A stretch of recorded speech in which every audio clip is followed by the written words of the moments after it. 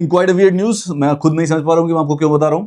उत्तर प्रदेश में शादी वाली रात को एक ब्राइड ने कहा कि 90 लाख रुपए दो, नहीं तो no no wedding night. Basically काफी वियर्ड डिमांड है, कोई इस प्रकार से थोड़ी ना भीख मांगता है।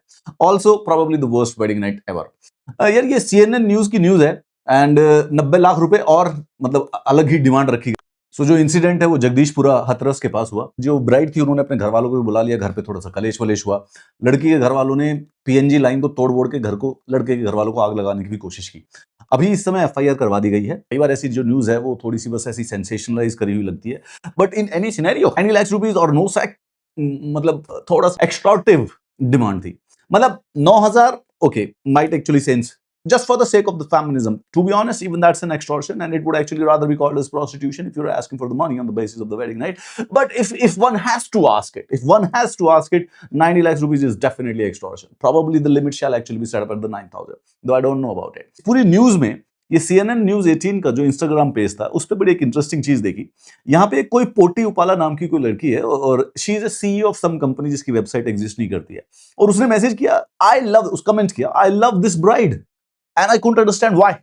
मतलब पॉटी उपाला जी को इसके अंदर ऐसी कौन सी चीज लगी जो बेहतर। मतलब मैं क्या करता हूँ कि कभी कभी मैं अपनी क्यूरियोसिटी आपके साथ शेयर करता हूँ। मैं आपसे जानना चाहता हूँ तो कि ऐसी किस प्रकार की थिंकिंग होगी जिसकी वजह से जो पॉटी उपाला है वो इस प्रकार की बात कर रही है कि उनको इस लड़की में क्या पसंद आया।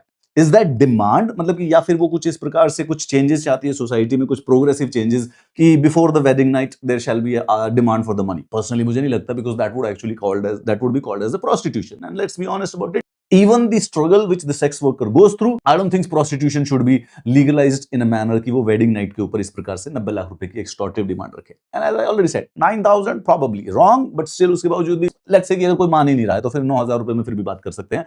But पॉटी उपाला जी का जो ये I love this bride का जो concept था मुझे अभी तक समझ में नहीं आया।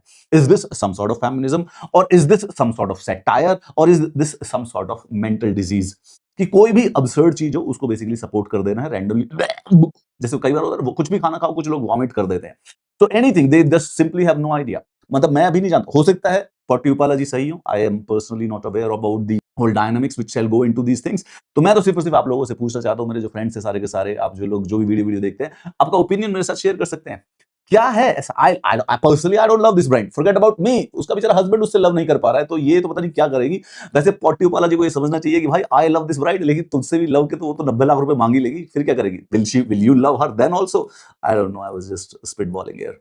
सो व्हाट डू यू थिंक? प्रकार की जो थिंकिंग है, क्या रीजन होता है इसका? Just asking friends, just asking. I don't know, this is a weird news. I when जब मेरा दिमाग पॉल्यूट हो जाता है, तो I want you people to go through the same thing. That is the sadism inside me.